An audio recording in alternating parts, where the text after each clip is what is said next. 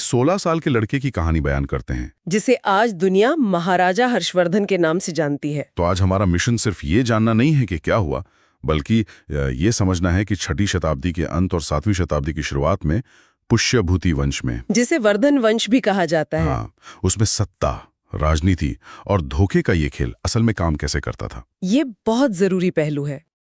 चलिए इस साजिशों के दौर में पहुंचने से पहले थोड़ा पीछे चलते हैं। ये पुष्यभूति वंश शुरू कहाँ से हुआ था, मतलब इसका आधार क्या था? इस कहानी की नींव समझने के लिए हमें थोड़ा पीछे 6वीं शताब्दी के मध्य में चलना होगा। अच्छा। बाणभट्ट के दस्तावेज बताते हैं कि और बाणभट्ट बाद में हर्षवर्धन के दरबारी कवि भी बने थे। हाँ, उनका जिक्र तो बहुत आता है। बिल्कुल। तो वो बताते हैं कि इस वंश के संस्थापक का नाम ही पुष्यभूति था। और ये कोई रातों रात खड़ा हुआ विशाल साम्राज्य नहीं था। शुरुआत में इनकी सत्ता बहुत ही सीमित थी, मतलब एक छोटे इलाके तक। हाँ, इनका केंद्र श्रीकंठ जनपद था और राजधानी थी थानेसर। थानेसर। अगर मैं सही समझ रहा हूँ तो ये आज के हरियाणा में जो कुरुक्षेत्र के आसपास का इलाका है वही है ना? बिल्कुल। जिसे कुछ पुराने दस्तावेजों में स्थानेश्वर भी कहा गया है शायद। हाँ, स्थानेश्वर। लेकिन प्राचीन भारत में इस जगह की रणनीतिक अहमियत क्या थी? मतलब राजधानी वहीं क्यों बनाई गई? देखो, यहाँ भौगोलिक नजरिया समझना बहुत अहम है। थानेसर असल में गंगा के मैदानी इलाकों का एक तरह से प्रवेश द्वार था।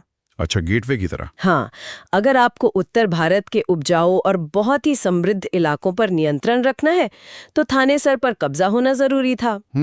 लॉजिकल है। ये उत्तर पश्चिम से आने वाले हमलावरों के लिए एक बफर जोन का काम करता था।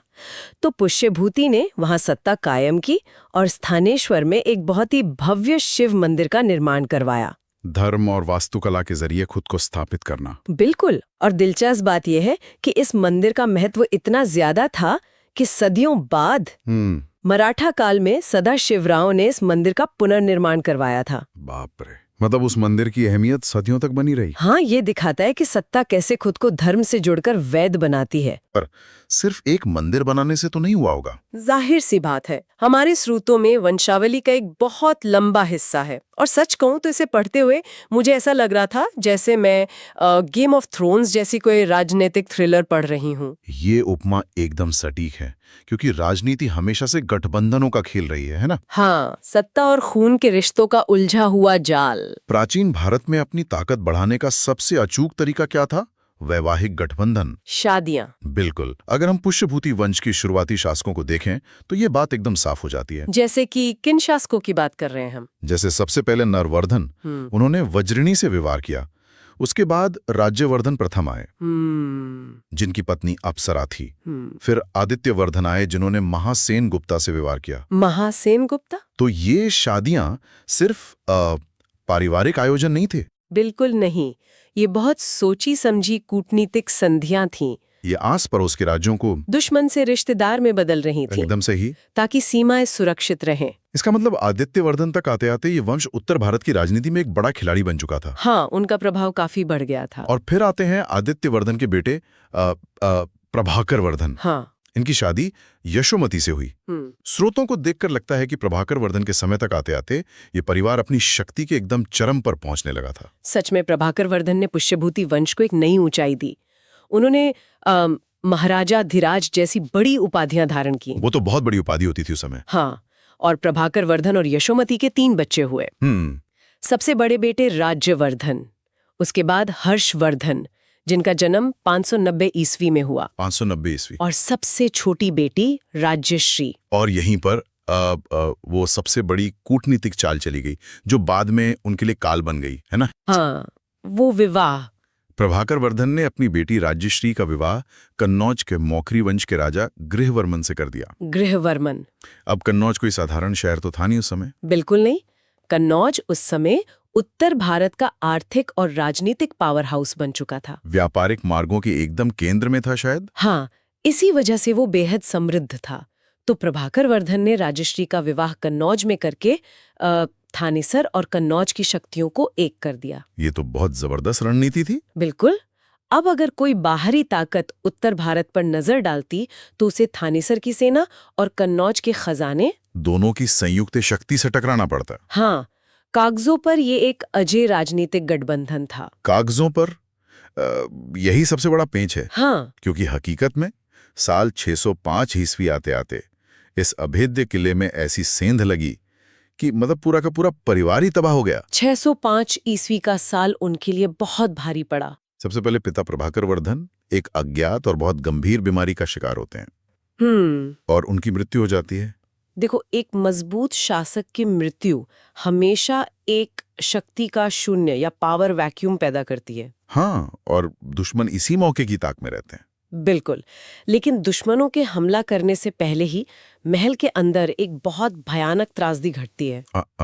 सती वाली घटना? हाँ, स्रोतों में दर्ज है कि प्रभाकर वर्धन की मृत्यु के दुख में उनकी पत्नी यशोमती ने उनके साथ सती होने का फैसला किया। ये एक ऐसा क्षण है जहां इतिहास बहुत क्रूर लगता है।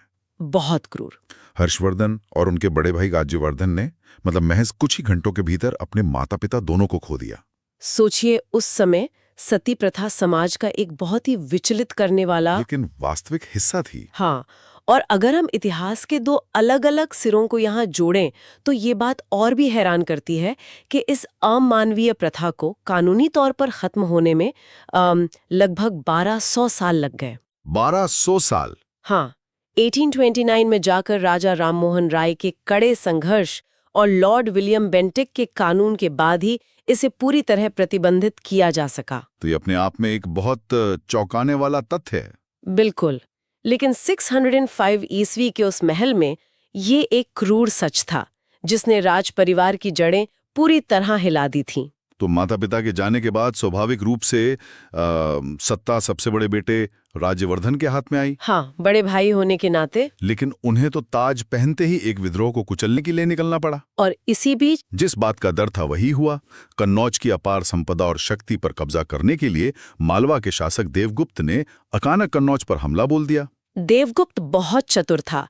वो अच्छे से जानता था कि थानेसर की सेना अभी अपने आंतरिक संकटों में उलझी हुई है। तो कन्नौज अकेला पड़ गया। हाँ, और यही कन्नौज पर कब्जा करने का एकदम सही समय था। देवगुप्त ने कन्नौज पर न सिर्फ हमला किया बल्कि राजश्री के पति राजा गृहवर्मन की बेरहमी से हत्या कर दी। और बहन राजश्री को बंदी बना लिया गया। बिल्कुल। ये तो थानेसर के लिए एक खुली चुनौती थी। जाहिर है बड़े भाई राज्यवर्धन इसे बर्दाश्त नहीं कर सकते थे। कोई भी भाई बर्दाश्त नहीं करता। वो तुरंत अपनी सेना लेकर देवगुप्त को सबक सिखाने के लिए कन्नौज की ओर निकल पड़े। और सैन्य दृष्टि से अगर देखें तो राज्यवर्धन बहुत सक्षम थे। उन्होंने हरा दिया देवगुप्त को। हाँ, उन्होंने मालवा की सेना को पूरी तरह कुचल दिया और देवगुप्त को मार गिराया। तो मतलब ऐसा लगा कि अब कन्नौज सुरक्षित है। हाँ, लगा कि अब वो अपनी बहन को आजाद करा लेंगे। लेकिन राजनीति में जो दिखता है वो हमेशा होता नहीं है।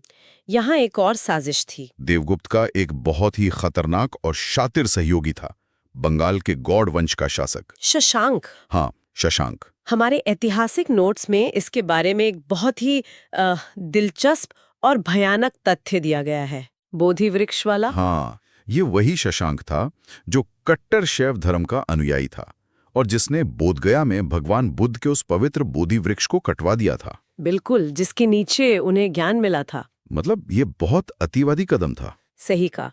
अगर हम शशांक के चरित्र का विश्लेषण करें ना, तो वो एक ऐसा व्यक्ति था जो अपनी सत्ता और अपनी विचारधारा के बीच आने वाली किसी भी चीज को नष्ट कर सकता था।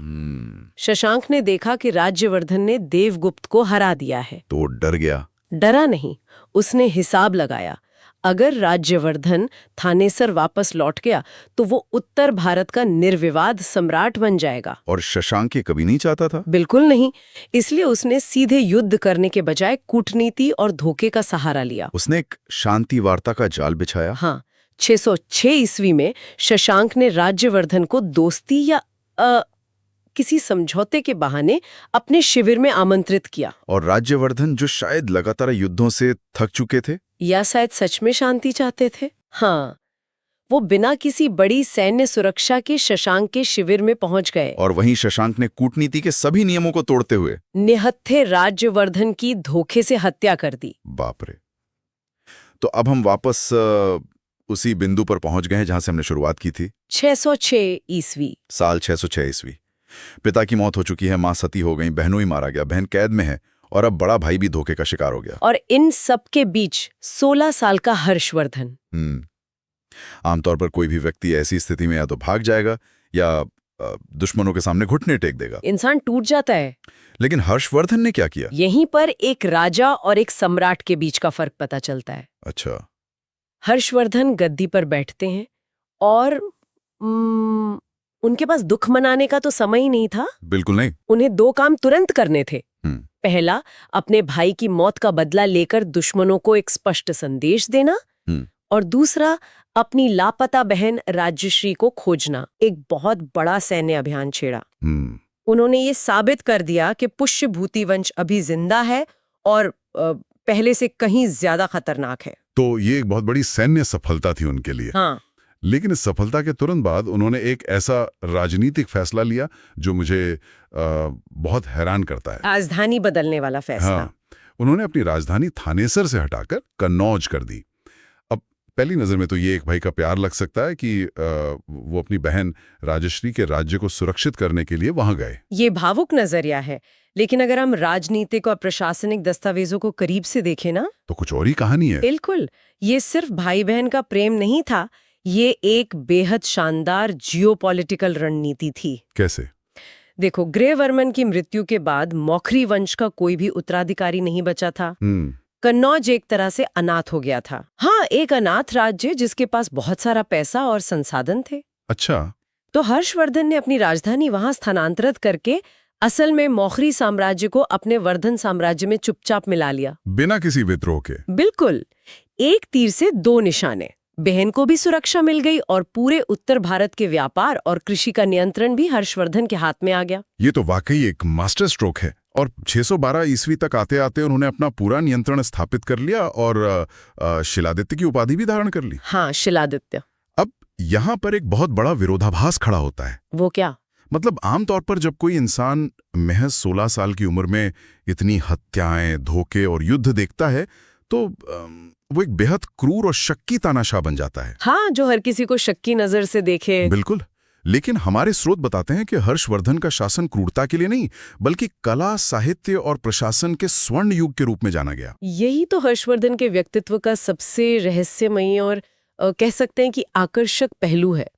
उन्होंने तलवार और कलम के बीच एक बहुत ही दुर्लभ संतुलन बनाया था। मतलब वो सिर्फ लड़ाके नहीं थे, वे सिर्फ युद्ध जीतने वाले सेनापति नहीं थे, वे एक बुद्धिजीवी भी थे।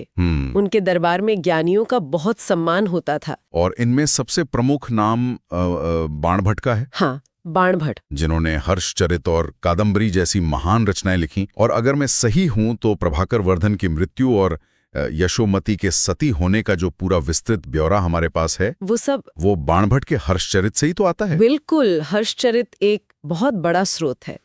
लेकिन बात सिर्फ बाणभट्ट की नहीं है। और क्या था? जो राजा दिन भर साम्राज्य की नीतियां बनाता था और सेना का नेतृत्व करता था, वो राजा खुद एक बेहतरीन नाटककार भी था। हर्षवर्धन खुद लिखते थे? हाँ, हर्षवर्धन ने संस्कृत में 3 बहुत प्रसिद्ध नाटक लिखे। अच्छा। नागानंद, प्रियदर्शिका और रत्नावली। बाप रे! मतलब एक शासक का इतना रचनात्मक होना ये बताता है कि उसका मानसिक संतुलन और सोचने का दायरा कितना व्यापक था। एकदम सही। इसके अलावा उनके धार्मिक और सांस्कृतिक कार्यों का जिक्र भी हमारे नोट्स में बहुत प्रमुखता से दिया गया है। कुंभ मेले वाली बात। हाँ, आज जो प्रयागराज में कुंभ मेला लगता है, जिसे हम दुनिया का सबसे बड़ा धार्मिक जमावड़ा मानते हैं, उसकी शुरुआत का श्रेय भी महाराजा हर्षवर्धन को ही दिया जाता है। हर 5 साल में वो प्रयाग के संगम पर एक बहुत बड़ा आयोजन करते थे, जिसे महामोक्ष परिषद कहा जाता था। हाँ, और ये सिर्फ एक धार्मिक मेला नहीं था, इसके पीछे एक बहुत बड़ा आर्थिक मॉडल भी काम कर रहा था। आर्थिक मॉडल? वो कैसे? हर्षवर्धन इन 5 सालों में जमा किया गया अपना सारा अतिरिक्त खजाना, अपनी व्यक्तिगत संपत्ति, यहाँ तक कि अपने शरीर के आभूषण भी दान कर देते थे। सब कुछ दान कर देते। इससे तो जनता और राजा के बीच एक बहुत गहरा विश्वास पैदा होता होगा। बिल्कुल। लेकिन ये सब सुनने में बहुत आदर्शवादी लगता है। हाँ, लगता तो है। क्या एक विशाल साम्राज्य सिर्फ कविताओं और दान पुण्य से चल सकता है? मतलब जमीनी स्तर पर उनका प्रशासन कैसे काम कर रहा था? ये एक बहुत ही महत्वपूर्ण सवाल है, क्योंकि कोई भी अकेला व्यक्ति दिल्ली या कन्नौज में बैठकर पूरे उत्तर भारत को नियंत्रित नहीं कर सकता। प्रैक्टिकली संभव नहीं है। नहीं, तो हर्षवर्धन ने सत्ता का विकेंद्रीकरण किया, डिसेंट्रलाइजेशन। उन्होंने पूरे साम्राज्य को बड़े प्रांतों में बांटा, जिन्हें अगभुक्त कहा जाता था। भुक्ति। हाँ, और फिर इन भुक्तियों को आज के जिलों की तरह छोटे हिस्सों में बांटा गया, जिन्हें विषय कहा जाता था। एकदम सही, विषय। और जो इन विषयों यानी जिलों को संभालता था उसे विषयपति कहा जाता था। हाँ, विषयपति। इस प्रशासनिक ढांचे ने ये सुनिश्चित किया कि कानून व्यवस्था, कर वसूली और न्याय दूर दराज के गांव तक भी सुचारू रूप से पहुंच सके। लेकिन एक सेकंड रुकिए जी। इतिहास को लेकर मेरे दिमाग में हमेशा एक शंका रहती है। कैसी शंका? बाणभट्ट हर्षवर्धन के दरबारी कवि थे। हाँ, जाहिर है जो राजा आपको वेतन दे रहा है आप उसके बारे में बुरा क्यों लिखेंगे? ये बात तो है।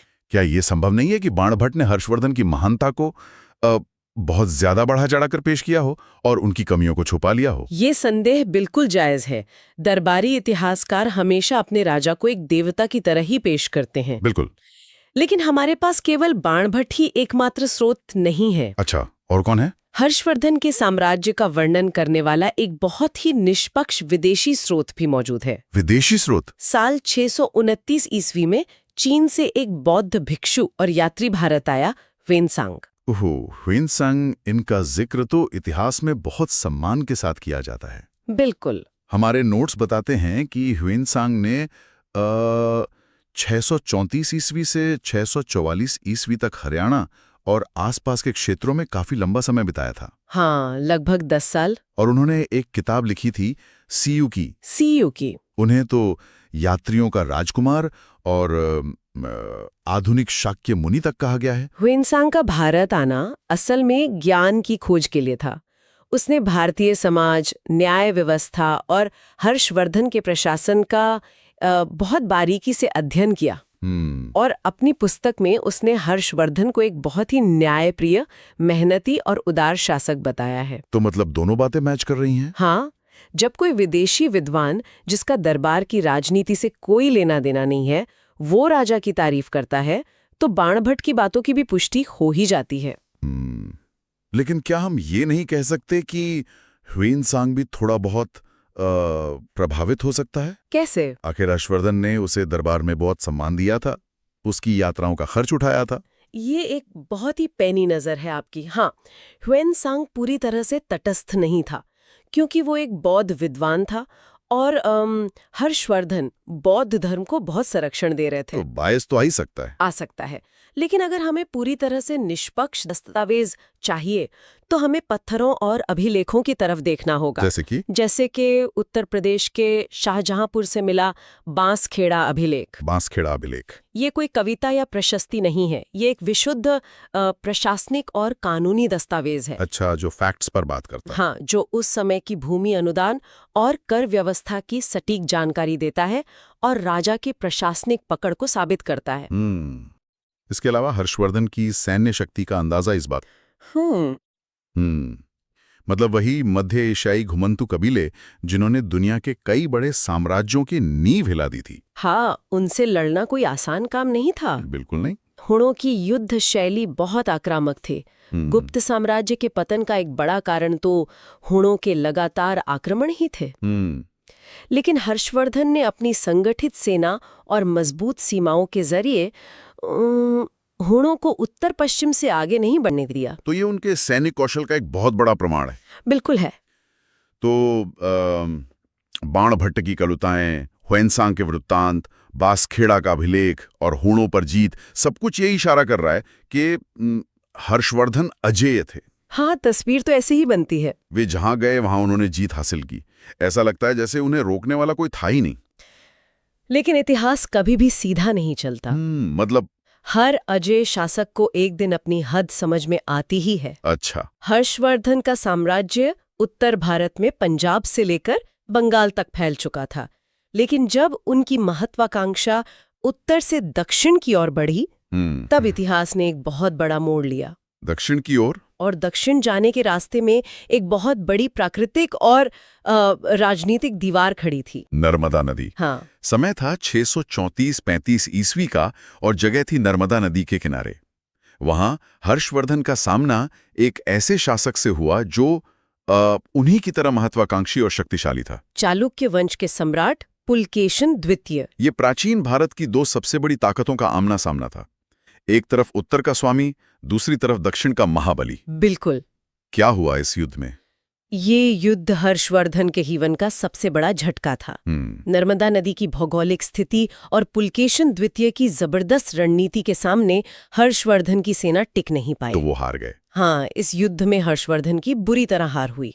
और सबसे दिलचस्प बात यह है कि इस हार का जिक्र न तो बाणभट्ट ने अपने हर्षचरित में किया है और न ही हर्षवर्धन के किसी दरबारी दस्तावेज में ये हार मिलती है। यही कारण है कि इतिहास को सिर्फ एक स्रोत से नहीं पढ़ा जा सकता। सही बात है। हमें इस हार की सटीक जानकारी पुलकेशन द्वितीय के ऐहोल अभिलेख से मिलती है। ऐहोल अभिलेख। ये अभिलेख स्पष्ट रूप से बताता है कि कैसे चालुक्य राजा ने उत्तर के शक्तिशाली शासक को नर्मदा पार करने से रोक दिया। ये घटना पूरी तस्वीर को कितनी खूबसूरती से संतुलित करती है। बिल्कुल। दरबारी कवि आपको देवता बना सकते हैं, लेकिन दुश्मन का अभिलेख आपको आपकी मानवीय हदों का एहसास करा देता है। सही कहा।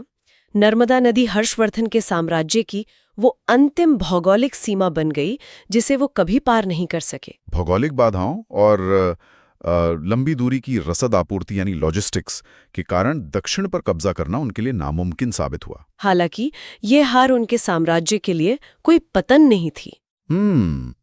उत्तर भारत में उनका दबदबा पूरी तरह से कायम रहा और अगले कई सालों तक उन्होंने शांति और समृद्धि के साथ राज किया। और ये शानदार सफर अपनी परिणति तक पहुंचता है साल 647 ईस्वी में, जब उनका निधन हुआ। हाँ, 647 ईस्वी में महाराजा हर्षवर्धन की मृत्यु हो जाती है। हमारे स्रोत बताते हैं कि चूंकि उनका कोई योग्य उत्तराधिकारी नहीं था, इसलिए उनके जाते ही वो विशाल वर्धन साम्राज्य बिखरने लगा एक झटके में। और बाद में उस खाली जगह को गुर्जर प्रतिहार वंश ने भरा। हर्षवर्धन की मृत्यु सिर्फ एक राजा का जाना नहीं था, ये उत्तर भारत में राजनीतिक एकता और केंद्रीकृत सत्ता के एक बहुत बड़े युग का अंत था। अगर हम आज की इस पूरी चर्चा के धागों को एक साथ जोड़ें तो क्या तस्वीर उभरती है? एक बहुत ही प्रेरणादायक तस्वीर। हाँ, एक 16 साल का लड़का जिसके सामने उसका पूरा परिवार खून से लथपथ था। वो टूट सकता था, लेकिन उसने अपने क्रोध और दुख को एक दिशा दी। उसने दुश्मनों को हराया, कूटनीति से साम्राज्य बढ़ाया, कला और साहित्य को संरक्षण दिया और एक ऐसा प्रशासन दिया जो न्याय और धर्म पर टिका था। बिल्कुल। लेकिन साथ ही नर्मदा के किनारे मिली वो हार हमें ये भी याद दिलाती है कि इतिहास में कोई भी पूर्ण या अजय नहीं होता। सही बात है। इतिहास नायकों को जन्म देता है, लेकिन वो उन्हें जमीन पर भी रखता है। हर्षवर्धन का जीवन विपरीत परिस्थितियों से लड़कर बाहर निकलने की एक असाधारण गाथा है। बहुत ही असाधारण। लेकिन जैसे ही हम ऐतिहासिक दस्तावेजों के सफर को खत्म करते हैं, श्रोताओं के लिए एक बहुत ही उलझाने वाला सवाल दिमाग में आता है। वो क्या? हमने देखा कि पूरा साम्राज्य, प्रशासन, साहित्य का संरक्षण, सब कुछ सिर्फ और सिर्फ एक व्यक्ति यानी हर्षवर्धन के करिश्मे और उनकी व्यक्तिगत शक्ति के सहारे चल रहा था। हाँ, सिस्टम उनके इर्द गिर्द था। और जब 647 ईस्वी में वो एक स्तंभ गिरा तो पूरी व्यवस्था ताश के पत्तों की तरह ढह गई। तो ये सोचने वाली बात है, क्या किसी राज्य या संस्था के लिए एक अति शक्तिशाली और करिश्माई नेता का होना हमेशा एक वरदान होता है, या फिर किसी एक व्यक्ति पर हद से ज्यादा निर्भरता लंबे समय में उस राज्य के लिए सबसे बड़ा खतरा बन जाती है? एक शक्तिशाली नेता के जाने के बाद जो शून्य पैदा होता है, क्या कोई भी व्यवस्था उसे भरने के लिए कभी पूरी तरह से तैयार हो सकती है? इसी विचार के साथ आज के इस गहन विश्लेषण को यहीं विराम देते हैं।